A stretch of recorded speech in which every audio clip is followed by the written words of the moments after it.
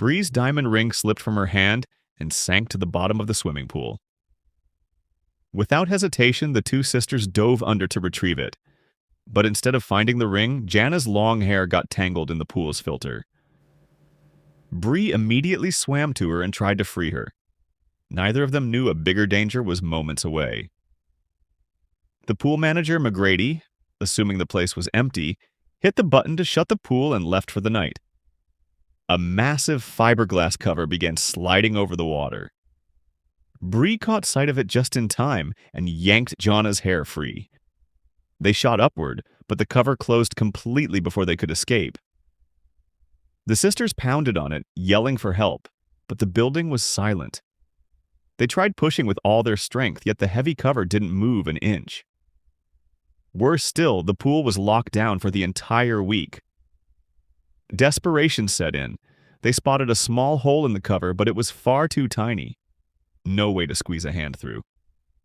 Bree grabbed a plastic board and tried to make the hole bigger, but it wouldn't widen. Frustrated and scared, Jana lashed out, blaming Bree.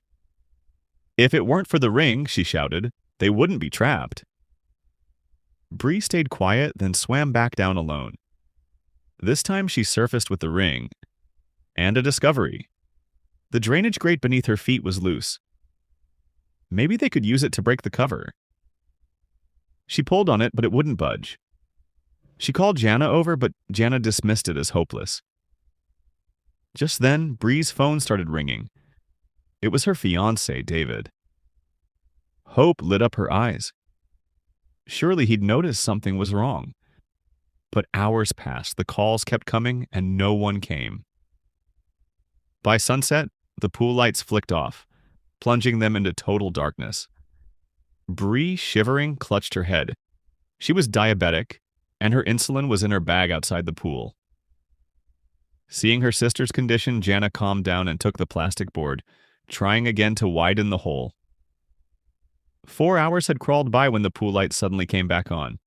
The night cleaner, Clara, had arrived. The sisters banged on the cover, shouting for help, but Clara ignored them and instead rummaged through Bree's wallet, finding only a small amount of cash. Disappointed, she switched off the security cameras before walking over.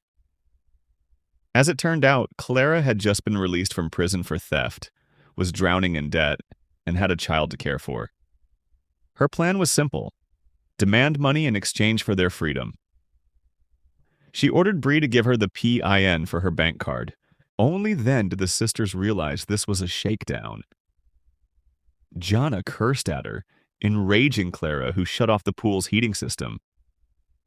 The water quickly turned icy. Bree, trembling, finally gave up the pin, and Clara left to check the account. When she returned, she was furious. There was only $80. She accused them of lying. Jana pleaded, explaining Bree's medical condition, but Clara refused to believe it. Watching Bree fade, Jana's anger turned to vengeance. She'd lured Clara close to the hole and managed to injure her, but the retaliation backfired. Enraged, Clara stormed to the controls and activated the pool's cleaning jets. A surge of chlorine blasted into the water, choking the sisters. Dizzy and gasping, Bree sank. Jana dove, dragging her back to the tiny hole just to breathe. Spotting the sisters struggling for air, Clara decided she wasn't going to let anyone die in front of her. She cut the power to the pool's cleaning system. Then she returned to them, not with comfort, but with a demand: Bree's diamond ring. Bree froze for a moment, but realizing there was no way out, she reluctantly handed it over. Clara weighed the ring in her palm, thinking it might fetch a decent price.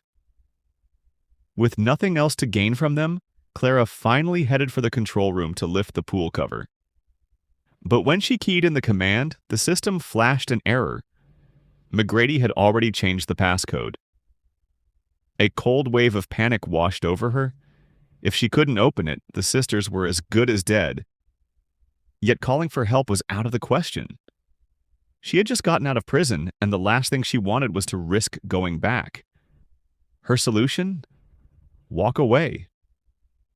Leaving them trapped, she turned her back and vanished. Jana, seeing their last hope disappear, cursed in rage only to turn and find Bree unconscious. Without her insulin, she wouldn't survive much longer. Their only shot at escape now was the metal grate underwater. But Jana's heart pounded. Earlier, her hair had gotten tangled in it, almost drowning her. Still, with no other choice, she forced herself under the surface and tugged at the grate with all her strength. Once, no luck. Twice, still no luck. Then, spotting a swimsuit strap, she looped it through the bars for leverage. This time, it gave way. Breaking the surface, Jana slammed the grate against the cover. A faint crack appeared. She hit again, harder, more cracks. One final blow and the cover snapped apart. Jana pulled Bree onto the deck and quickly gave her the insulin. Slowly, Bree's eyes fluttered open, but relief didn't last. Clara had returned, a gun now in her hand. Her mind was made up. If the sisters lived, they could turn her in. Jana clung to Bree, begging and promising silence, but Clara kept advancing. Then Jana shouted the one thing she knew could reach her. "If you do this, what happens to your daughter?" The words froze Clara in her tracks. Slowly, she lowered the gun and tossed the ring back. Jana wasted no time calling emergency services and, true to her word, let Clara slip away. The sisters were safe at last. And the takeaway? Never wear jewelry in the pool and maybe invest in a good swim cap.